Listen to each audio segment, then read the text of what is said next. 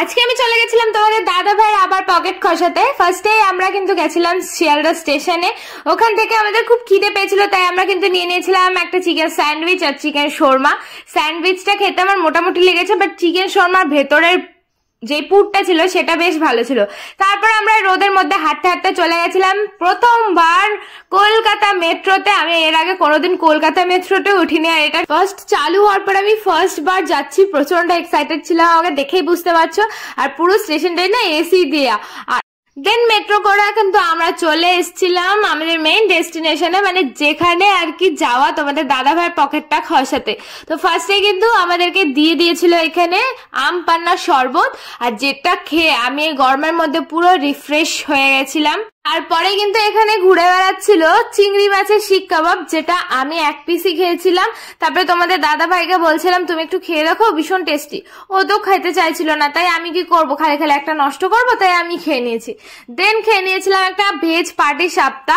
আর এই সব খাওয়ার পরে আমার প্রচন্ড খিদে পাচ্ছিল। কেন এত খিদে পাচ্ছিল আমার জানা নেই। তারপরে আমরা মেইন সেকশনে চলে গেছি, যেখানে খাবার দাবার ছিল আর কি। আর গিয়ে খাবারগুলো আমি ফার্স্টে দেখে নিয়েছি যে কি কি ছিল। এখানে তন্দুরি রুটি ছিল, তার সাথে কিন্তু ছিল কাঁচা লঙ্কা চিকেন আর ঢাকাই মটন, যেটা দেখে লোভ একদমই সামলাতে পারলাম না। তাড়াতাড়ি করে কিন্তু আমি আমার প্লেটটা নিয়ে নিয়েছি, এখানে দেখতেই পারছো। আর তার সবার ফার্স্টে চলে গেছিলাম আমি একেবারে পোলাও কাউন্টারে। স্যালাড নিয়েছিলাম, তার আগে একটু পাঁপড়ও নিয়েছিলাম। আর এই পোলাওটা দেখতে এত ভালো লাগছিল, আর অ্যারোমাটা এত সুন্দর বেরোচ্ছিল, কি আর বলবো গাইস, তোমাদের যদি একটু খাওয়াতে পারতাম। তারপরে কিন্তু আমি এখানে আমার মন পছন্দ কিন্তু ঢাকাই মাটন নিয়ে নিয়েছি। আর মাটন না খেলে হয় নাকি, জমে নাকি ব্যাপারটা। এখানে আমি 2 পিস মাটন নিয়েছি, তারপরে আরো 2 পিস নিতে গেছিলাম। তোমাদের দাদা ভাই বললো এমনি মোটা হয়ে যাচ্ছে, আরো কত মাটন খাবা। আর নিয়ে নিয়েছিলাম সাথে 2 পিস কাঁচা লঙ্কা চিকেন। আর আমার প্লেটটা কতটা কালারফুল লাগছে তোমরা দেখেই বুঝতে পারছো। আর যেহেতু আমি হচ্ছে ননভেজ প্রিয় মানুষ, তাই আমি কিন্তু ফার্স্টে এই যে চিকেনটা নিয়ে নিলাম, এটা নিয়ে একটুখানি টেস্ট করে দেখবো যে কেমন টেস্ট হয়েছে, তারপরে আরো নেওয়ার যাবে।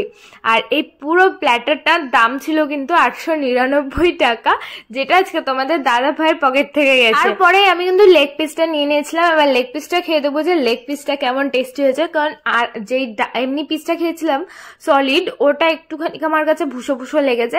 আর এই চিকেনটা আর লেগ পিসটা কিন্তু ভালোই সফট ছিল। তারপরে ওই গ্রেভিটা একটুখানি মাখিয়ে পোলাওর সাথে খেয়ে দেখলাম, জাস্ট অন্য লেভেলের লাগছিল। আমি একদিন বাড়িতে ট্রাই করব। আর এই যে তোমাদের কাছ থেকে দেখাচ্ছি মাংসটা কেমন কুকড হয়েছিল, দেখতেই পাচ্ছ একটুখানি হার্ড ছিল, খুব বেশি সফট ছিল না। যে পিসটা ছিল সেটা তো তোমাদের দেখালাম, বাট যেটা লেগ পিসের ছিল সেখান থেকে একটুখানি মাংসটা দেখালাম। দেখো ওটা মোটামুটি ভালোই সফট ছিল। তারপরে এবার একটুখানি হেভেন বাইট নেব, একটুখানি পোলাও নিলাম, একটুখানি গ্রেভি নিলাম, আর তার সাথে একটুখানি চিকেন নিয়ে আমার মুখের মধ্যে টপ করে দিয়ে দিলাম, জাস্ট অসাধারণ। আর একটুখানি স্যালাড না নিলে হয়, একটু শসা খেয়ে নিলাম। তারপরে এই যে তুল মাটনটা খেয়ে দেখবো, পুরো একা তাপরের মতো ঝরে ঝরে পড়ছে এরকম লাগছিল। আর এই মাটনটা দেখো এতটা সফট ছিল না, আমি জাস্ট মাটন খেয়ে মাটন পাগল হয়ে গেছি, এত দারুণ কুকড হয়েছিল মাটনটা। ওখান থেকে তো একটু মাটন আর পোলাও নিয়ে খেয়ে দেখলাম, জাস্ট অন্য লেভেলের। আর তারপরে মাটন না খেলে হয়, মানে চিকেনটা আমি জাস্ট রেখেই দিয়েছি যে চিকেন আজকে খাওয়া যাবে না, আজকে মাটনই খেতে হবে, কারণ মাটনটা প্রচুর সফট হয়েছিল।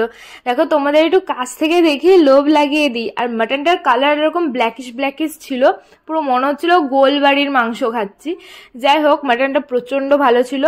আর তারপর আমার খাওয়া দাওয়ার পরে দেখি তোমাদের দাদা ভাই নিয়ে চলে এসেছে। তোমাদের দাদা ভাই প্লেটটা দেখো, আর আমার প্লেটটা দেখো, দেখতে পাচ্ছ। আর এখানে কিন্তু আমার সাথে গেছিল রুবেল। কেমন লাগছে খাবার দাবার?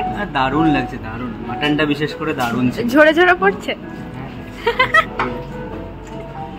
দারুণ মাটন। শুধু আমার একার মাটন কিন্তু ভালো লাগেনি, মাটন সবার ভালো লেগেছে। রুবেলের কাছ থেকে শুনে নিলে যে ওর কেমন লেগেছে। তারপরে দেখি এখানে ছিল বেকড রসগোল্লা, যেটা তো আমার খুব ভালো লাগে। তোমরা জানো এরকম সফট মিষ্টি খেতে, মানে এরকম দুধের মিষ্টি খেতে আমি কতটা ভালোবাসি। তো ওখান থেকে কিন্তু আমি মিষ্টি নিয়ে নিয়েছি। তারপর তোমাদের দাদা ভাইয়ের কাছ থেকে শুনি যে আমের চাটনিটা নাকি দারুণ হয়েছে। আমি তো লোভ সামলাতে না পেরে একটুখানি চাটনি নিয়ে চলে এসেছি, এবার টেস্ট করে দেখবো যে কেমন হয়েছে। আর আমি পাঁপড় ছাড়াই টেস্ট করেছি, আমার পাঁপড় ছাড়াই চাটনিটা বেশ ভালো লেগেছে।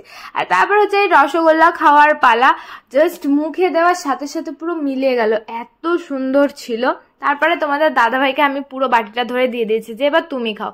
ওরও তো দারুণ লেগেছে মিষ্টিটা খেতে। আর পুরো রেস্টুরেন্টের অ্যাম্বিয়েন্সটা দেখো কি দারুণ ছিল। আর আজকের খাওয়া দাওয়া তো একদম জমিয়ে করেছি। তো গাইজ আজকের ভিডিওটা তোমাদের কেমন লাগলো অবশ্যই কিন্তু কমেন্ট করে জানাবে।